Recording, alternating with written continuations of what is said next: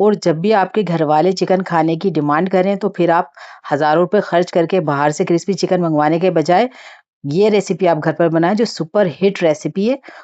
ये मैंने 2 kilo chicken लिया है। हरी मिर्च 1 टीस्पून, पिसी मिर्च 1 टीस्पून, हाफ टी स्पून हल्दी, 1 एंड हाफ टी स्पून पिसा हुआ धनिया जाएगा, 1 टीस्पून नमक ऐड करेंगे इसके अंदर, 2 नींबू का रस ऐड कर देंगे, 2 टीस्पून अदरक लहसुन का पेस्ट जाएगा इसके अंदर, हाफ टी स्पून काली मिर्च पाउडर जाएगा।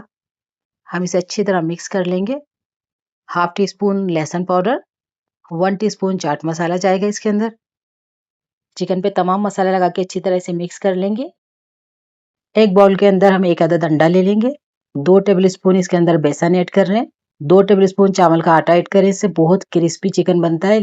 और 2 ही टेबलस्पून इसके अंदर पानी ऐड करके अच्छी तरह इसको बीट करेंगे। एक स्मूथ सा बैटर तैयार कर लेंगे। 1 टीस्पून इसमें ऑरिगेनो शामिल करेंगे। ये अच्छा स्मूथ सा हमारा बैटर तैयार हो चुका है। चिकन उसके ऊपर ये सारा आमेज़ा ऐड कर देंगे और अच्छी तरह से मिक्स करेंगे। अब मैं और खूबसूरती के लिए इसके ऊपर तिल ऐड कर रही हूँ। जब हम चिकन ऐड करेंगे तो फ्लेम हमारा हाई होना चाहिए और 1 मिनट तक हाई फ्लेम ही रखेंगे।